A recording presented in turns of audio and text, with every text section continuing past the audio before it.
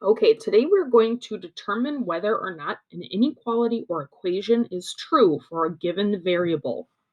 So, first thing we are going to do is look at what we did yesterday because I want to make a connection. We're not going to do this problem, but yesterday we worked on inequalities where we had to plug in the value of a variable for our variable. So, we rewrote each one of these inequalities and then we used a comparison symbol to show value of each side.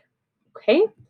Now, one of the things we're going to do today, and I'm going to go to one exactly right here, we're going to look for what value of z will make this inequality true. Okay, so the strategy I'd like you to use when you have a multiple choice list, like you can see we do right here, is just to rewrite this inequality and plug in your values for z. Okay, so we're going to do this one together.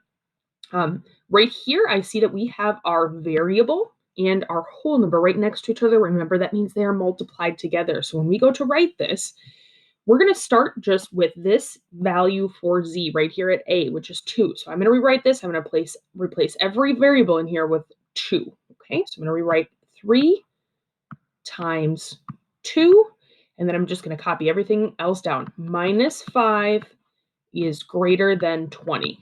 Okay, and then we're going to evaluate this just like we did yesterday and see if this works. Okay, and what I mean by works is see if this side is greater than 20. That would make this inequality true. Okay, so 3 times 2 is 6, minus 5, 20. And of course, I knew how to do this or do multiplication before subtraction because of our order of operations.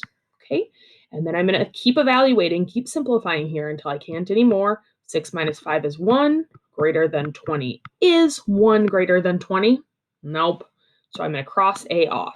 Okay, now what I'm going to do is we're just going to rewrite that over and over and over again, replacing each one of our variables with our variable value over here. So now I'm just going to erase this 2, and then for our z value, I'm going to replace it with our b option, which is 5. Okay, we're going to do the same thing. 3 times 5 is 15. I'm going to copy the rest of this inequality down. Minus 5 is greater than 20. Going to keep simplifying until I can't anymore. 15 minus 5 is 10. Is 10 greater than 20? Nope. So this is not true. Okay, I'm going to keep going. Hopefully I don't run out of time on my Screencastify, but if so, I will just make another one. Now let's try out C, okay? So I'm going to replace my Z with 9. Z equals 9. And I'm going to go ahead and do this. We have 3 times 9, which is 27, minus 5 is greater than 20. Okay, I'm going to keep simplifying until I can see that or not. 27 minus 5 is 22, is greater than 20. Is that true? Did we just make our inequality true? Yay! Yes! So I'm going to circle this. Yay!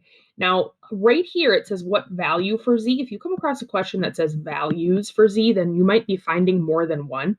But this one is just one of these options down here in our multiple choice list. So I'm not even going to try 7. Also, if I just did this real quick in my brain, I replaced 7 or our z value with 7. I know 7 times 3 is 21. And if I took away 5, that would automatically be less than 20. That means our inequality would not be true.